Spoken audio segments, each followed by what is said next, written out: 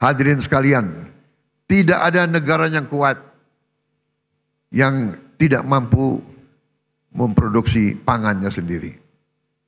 Oleh karena itu, pemerintah yang saya pimpin bekerja keras untuk memutus ketergantungan pada impor dengan membuka jutaan hektar sawah baru di Kalimantan Tengah, di Kalimantan Barat, di Sumatera, di Papua, dan beberapa daerah lain.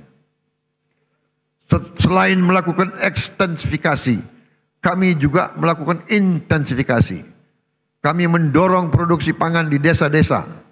Kami memotong birokrasi penyaluran pupuk. Kita salurkan pupuk langsung dari pabrik ke petani-petani dan memberi bantuan alat pertanian kepada para petani kita.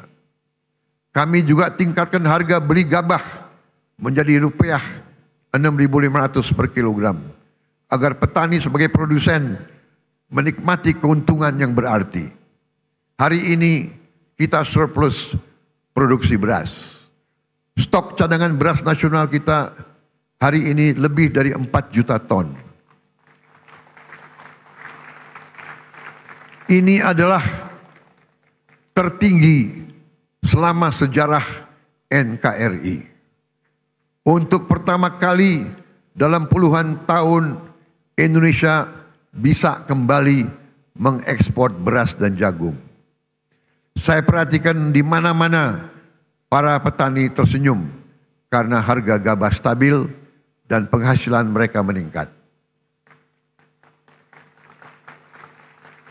Untuk melindungi konsumen Indonesia, pemerintah yang saya pimpin akan selalu mewaspadai kecurangan-kecurangan, manipulasi, penipuan, upaya penimbunan, dan menahan distribusi bahan pangan.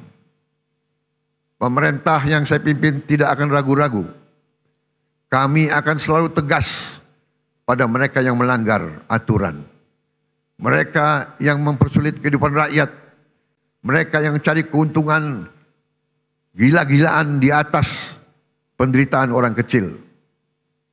Pemerintah yang saya pimpin akan konsekuen menggunakan segala kewenangan yang diberikan kepada kami dari Undang-Undang Dasar 1945 dan juga Undang-Undang Nomor 7 tahun 2014 tentang perdagangan, terutama pasal 107, Jungto pasal 29 ayat 1 yang berbunyi pelaku usaha yang menyimpan barang kebutuhan pokok dan atau barang penting dalam jumlah dan waktu tertentu pada saat terjadi kelangkaan barang, gejolak harga, dan atau hambatan lalu lintas bisa mendapat pidana penjara paling lama 5 tahun dan atau denda paling banyak 50 miliar rupiah. Hadirin sekalian, saya pastikan perusahaan-perusahaan siapapun yang berani manipulasi dan melanggar, kami akan proses hukum. Dan berdasarkan wewenang konstitusional yang ada pada Presiden Republik Indonesia, kami akan sita yang bisa kami sita. Kami akan selamatkan rakyat. Kami akan membela kepentingan rakyat. Kami pastikan rakyat Indonesia tidak akan menjadi korban serakanomics. Korban mereka-mereka yang mengejar keuntungan sebesar-besarnya, menipu dan mengorbankan rakyat Indonesia, dan membawa keuntungan itu, kekayaan itu keluar dari Republik Indonesia. Ini harus kita hentikan.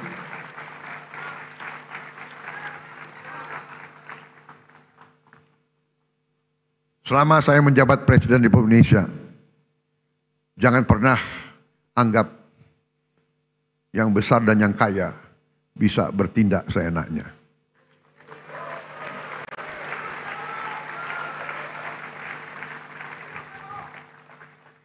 Kami tidak gentar dengan kebesaranmu. Kami tidak gentar dengan kekayaanmu. Karena kekayaanmu berasal dari rakyat Indonesia. Pemerintah yang saya pimpin tidak akan ragu-ragu membela kepentingan rakyat Indonesia.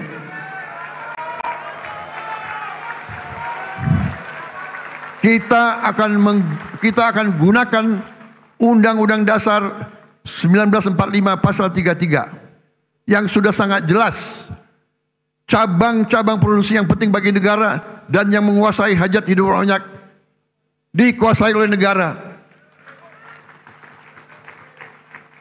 Ini warisan Bung Karno, ini warisan Bung Hatta, ini warisan Bung Syahrir.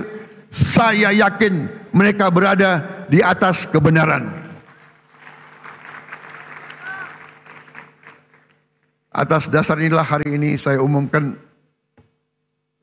setelah pertimbangan cermat oleh pemerintah untuk melindungi hak rakyat mendapatkan beras yang tepat. Tepat takaran, tepat kualitas, harga terjangkau, dan usaha penggilingan beras skala besar harus mendapat izin khusus dari pemerintah. Kalau mereka masih mau bergerak di bidang ini. Kalau tidak, yang besar silahkanlah pindah ke bidang lain.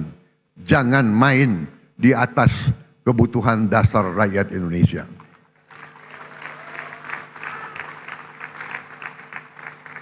Saudara-saudara sekalian,